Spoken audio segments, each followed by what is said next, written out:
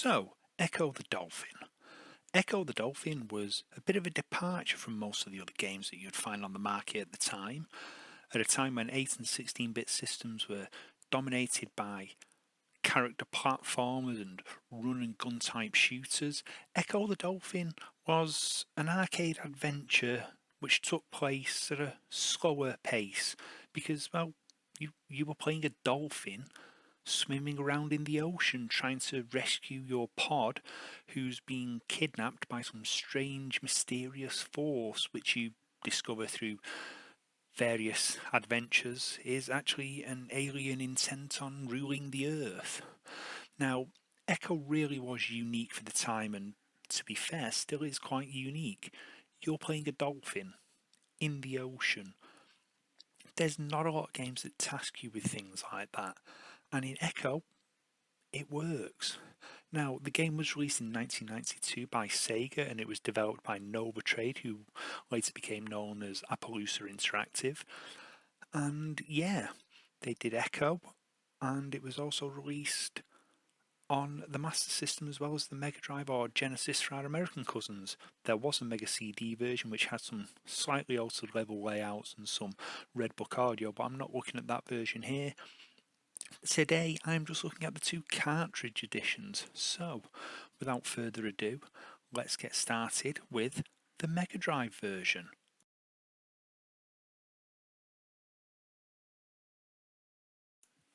So here we go with the Mega Drive or Genesis edition of the game. Now, I have to be honest, I actually think this is a really good looking game. It's got this really nicely done intro. It also sounds really good, but thanks to YouTube getting incredibly tetchy and twitchy with its copyright strikes, you're not going to hear the audio here, unfortunately. So, yeah. But, this is an attractive looking game. It's, you have this nice little title screen here. It's quite simple with the title and a lovingly done little drawing of a dolphin. And then you go straight into it. There's no menus.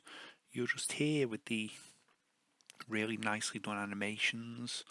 The dolphins look good, they move well. You get a feeling of being underwater. There is a heft to it.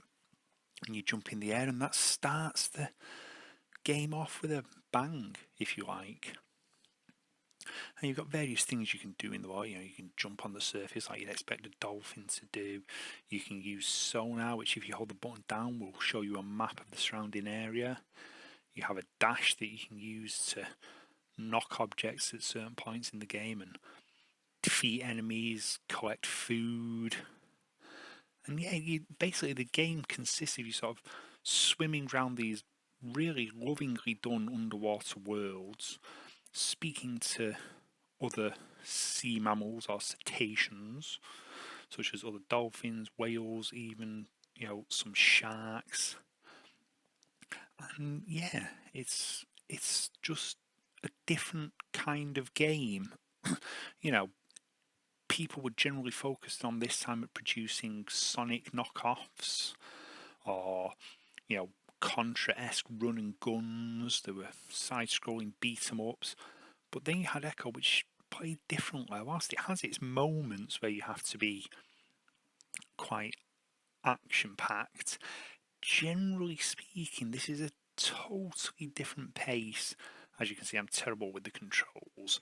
Some of these jumps that you have to make can be very particular, and the collision detection on the backgrounds can be quite sort of pixely and intense. Literally being 1 pixel out when trying to jump over an object, for example, can cause you to not jump over it.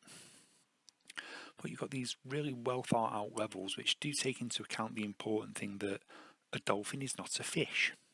It needs air to breathe, so dotted around throughout you will find air pockets. You'll also find fish like this which you can speed burst into, which will allow you to regain some lost energy. And you've also got, oh yeah, that's a tough one that. You can get air, but you can also hit some spiky coral which will damage you. You've got the jellyfish there, and you go through and you find these giant glyphs, these crystals, which act as waypoints in the levels.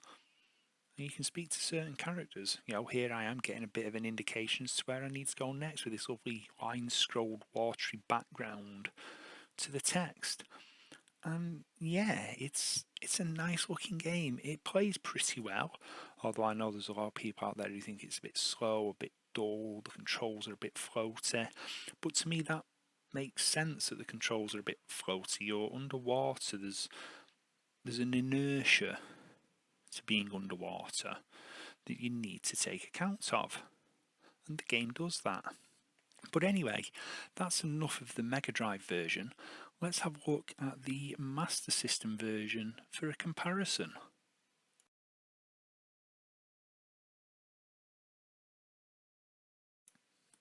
Now, it's immediately obvious that the Master System is operating under much more restrictive terms here, although it still looks pretty good. You know, the graphics aren't too bad. You do get that sensation of being in the water, although the backgrounds for the text do look a little bit messy. And you know, it's not as smooth to play as the Mega Drive version, that's for sure. It's not as easy to control because only having two buttons means the control scheme of the Mega Drive version is somewhat altered. To do the massive burst of speed attack mode, you have to hold down both buttons instead of just pressing one, and the timing on that sometimes can be a tiny bit off.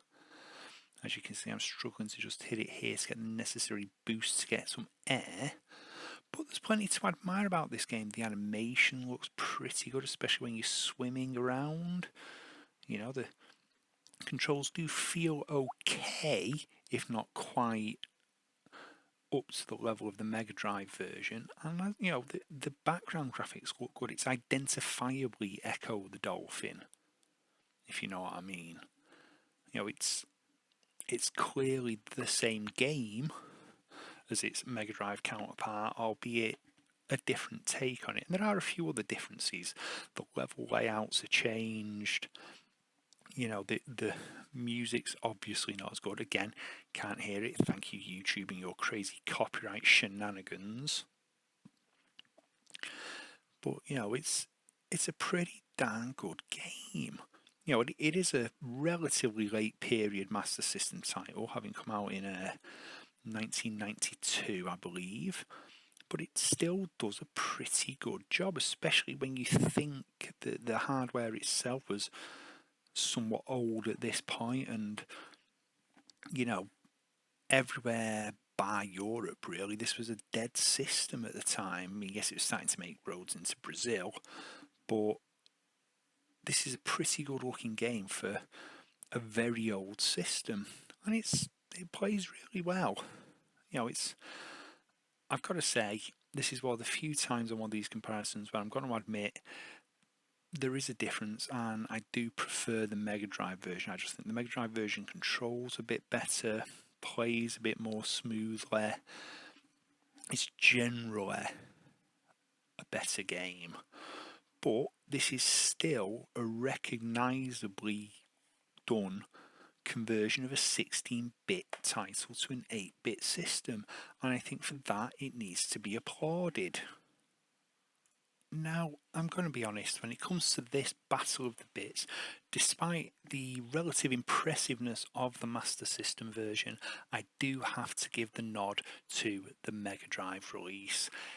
It's just the power of the system allows it to be more what the developers intended it to be, rather than a very admirable but clearly cut down version of the game. So this time, bravo Mega Drive, you win. Anyway, I've been Rob. If you've enjoyed this video, hit the like button. If you really enjoyed it, subscribe. Maybe even ring the bell to be notified when I do my next upload. And until next time, this is Learned Rob from 81632bit saying so long for now.